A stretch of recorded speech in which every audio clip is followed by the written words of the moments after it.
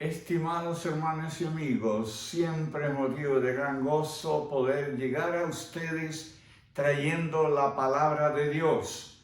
Hoy estaremos pensando en el Salmo 22. Este es un salmo profético mesiánico, o sea que se cumple mucho de este salmo en la muerte y crucifixión de nuestro Señor Jesucristo. Lo estaremos mirando de una manera dual, lo que David experimentó y lo que nuestro Señor Jesucristo experimentara siglos después. Ustedes deben leer este salmo, yo no se lo leeré. Los comentarios van como siguen. Del 1 al 3, versículo 1 al 3, ¿qué es lo que se encuentra en estos versículos?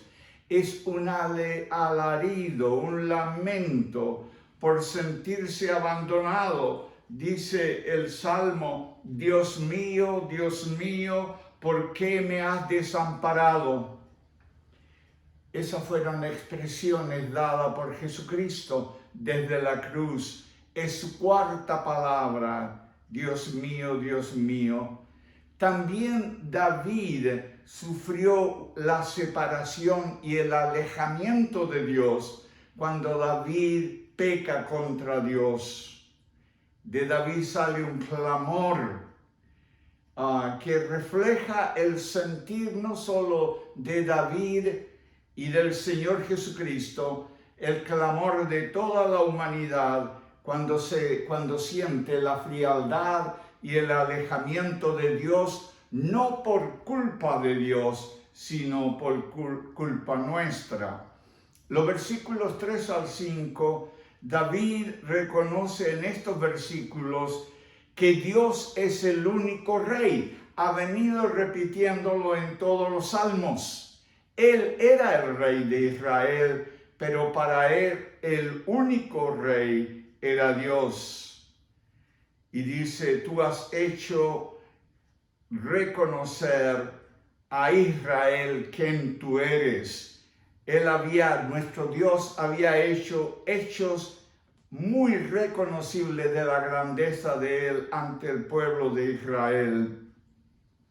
Y David llega a decir de este Dios que él cree, tú eres el Dios de mis padres. O sea que David se crió escuchando de este Dios. Y en la Biblia encontramos muchos textos bíblicos en que dicen Dios de Abraham, Dios de Moisés, Dios de Jacob, Dios de Isaac.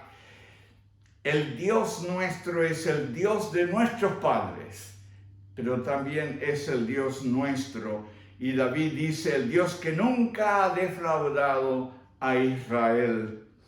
Los versículos 6 al 8 comienzan hablando de la bajeza que se siente cuando uno falla a Dios. Y cuando uno falla a Dios, siente la separación, pero a veces nos sentimos tan alejados de Dios y aquí dice un simple gusano. Y nuestro Señor Jesucristo se sintió tan mal como esto cuando Él estaba en la cruz. No que Él se haya alejado de Dios, sino que Él salió como fiador nuestro. Y Él en la cruz estaba llevando nuestros pecados. Por eso la profecía se cumple de que se sintió como una simple persona. Y dice también este salmo, soy el reír de todos. Y cuando a Cristo lo levantan en la cruz, todo el mundo mueve la cabeza, se ríe de Él, se mofan de Cristo y le dicen, si eres el Cristo, el Hijo de Dios, baja de la cruz.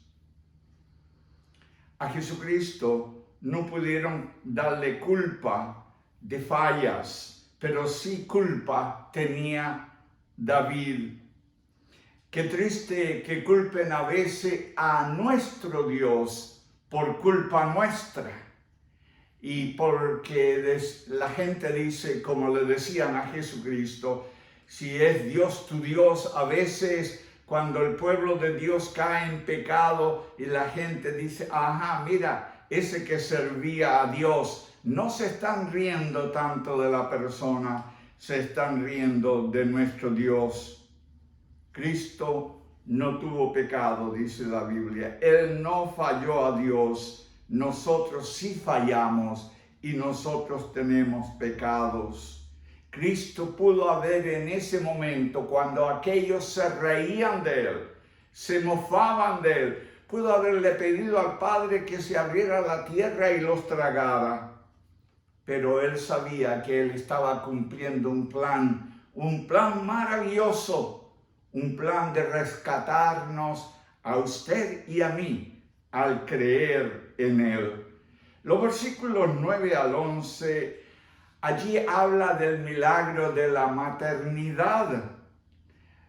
Y es interesante, como dice estos versículos, que nacimos no por voluntad nuestra, por voluntad de Dios. Y antes que hemos sido formados, fue la voluntad de Dios que comenzó el proceso de la formación nuestra para llegar a ser seres humanos. La Biblia en este versículo nos habla que nosotros fuimos protegidos en el vientre de nuestra madre por acción divina. Y David dice, tú siempre has estado conmigo. Tú siempre, desde antes de mi formación, mi niñez, tú has estado conmigo. Y David dice, permíteme, oh Dios, que no me aleje de ti. Dios no quiere alejarse del ser humano. Vea la Biblia, la palabra de Dios. Nuevamente enfatizamos, es el ser humano que se aleja de Dios. Vayamos de los versículos 12 al 18.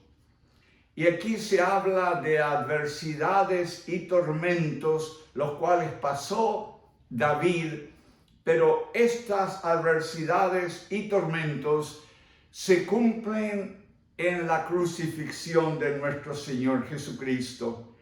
Y los versículos primero, 12, hablan de que tuvo sufrimiento ante las autoridades religiosas y está simbolizado por los toros de Basán.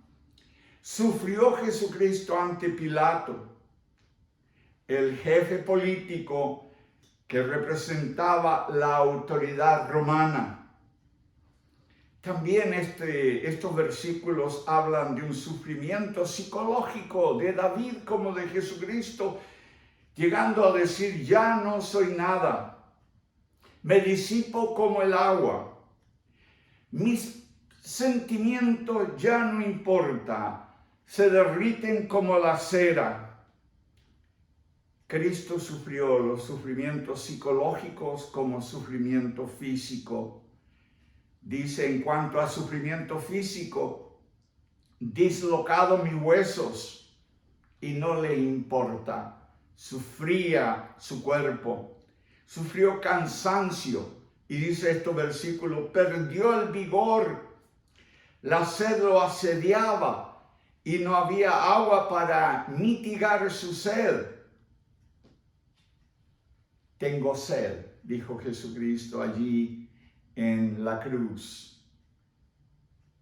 Y aquí, cientos de años antes, se profetizó esa palabra. Y también sus huesos no han sido rotos, pero su alma está sufriente ante la satisfacción perversa de aquellos que querían verlo destruidos. La Biblia dice que él no sufrió quebradura de hueso. Sus únicos haberes materiales que el Señor llevaba consigo, su túnica, su ropa, fue dispersado echando suerte sobre ellos. Y esto aconteció allí en el Gólgota, entre los soldados que estaban al lado de la cruz. Del 12 al 18 es un salmo profético mesiánico y se cumplió al pie de la letra. De los versículos 19 al 21 hay un nuevo clamor por restablecer la cercanía de Dios a David.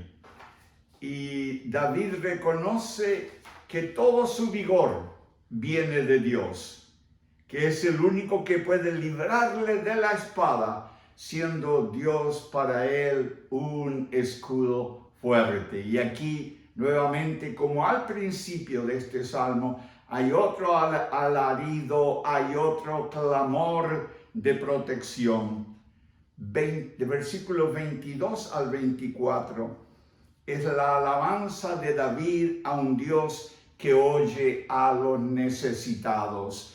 Y parece ser que esto se repite versículo tras versículo en estos 22 salmos que hemos mirado. Dios ve, Dios oye, Dios viene en socorro del necesitado. Y aquí dice, cuando Israel clamó a Dios sinceramente, Dios le oyó. Y dice David, cuando yo clamé a Dios, Dios me oyó. Versículo 25 al 28. Aquí habla de los grandes hechos de Dios, los cuales inspiran al ser humano de adorarle, al único Dios y único Dios verdadero. Y nuevamente se habla de la grandeza de Dios. Pero aquí me llama la atención el cuidado de Dios que Dios tiene por los pobres y los necesitados. Y dice estos versículos, que sus hechos son visibles en toda la tierra, no solamente en Israel, sino que la vista de Dios, el ojo de Dios está viendo toda la tierra. Y todas las familias de la tierra, cuando reconozcan la grandeza de Dios, vendrán y le alabarán. En el milenio, cuando el Señor Jesucristo triunfa sobre el pecado, el mal, y el diablo es atado, Jesucristo tiene el control del mundo. Y todas las familias de la tierra vendrán delante del Señor y le adorarán. Y me gusta la expresión que aparece en estos versículos. Dice que su corazón viva para siempre, que Dios viva para siempre. Y ese debe ser nuestra arenga como cristiano. Versículo 29 al 31 habla de todas las generaciones festejarán. Y aún los ricos, y hay en la Biblia una parábola que habla que es difícil que un rico entre al reino de los cielos. Sí, habrá muchos ricos en el reino de los cielos que han sido cristianos cabales y cristianos sinceros. Dice, todos los hechos del polvo se postrarán ante la grandeza de Dios. O sea, que nadie estará exento de no enfrentarse con Dios y contemplar la grandeza de Dios. Termina este capítulo, un pueblo en formación, se le predicará de Dios, hará justicia con ellos. Y amados hermanos, David vio la visión del pueblo cristiano que nace allí en Pentecostés, y ese pueblo en formación ya han pasado más de 20 siglos y ha crecido, y somos como 2 billones de cristianos en el mundo.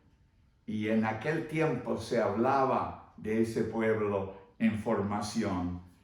Que Dios les bendiga y que este Salmo 22, el cual es uno de los salmos donde se habla más del sufrimiento de Cristo, toque vuestros corazones y vayamos al Señor, vayamos a Dios. Si estamos alejados, vengamos al Señor. Dios es el Dios de nuestros padres, como decía David, en quien he confiado. Ese es el Dios que debemos confiar en estos momentos tan difíciles.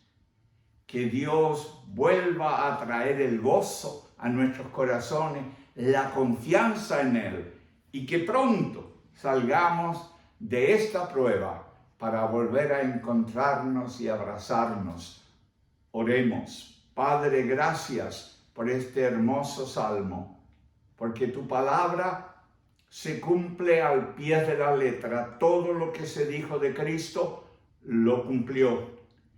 Y tú cumples tu palabra. Y tú has dicho que tú estás con nosotros. Y lo creemos. Y tú estás con nosotros. Ayúdanos a pasar, Señor, esta tormenta, esta prueba. Abre tú el mar rojo. Haz camino donde no hay camino. Y pasaremos y dejaremos atrás, Señor, esta tormenta, este mal. Te lo imploramos, oh Dios, en los méritos de Cristo Jesús. Amén y amén.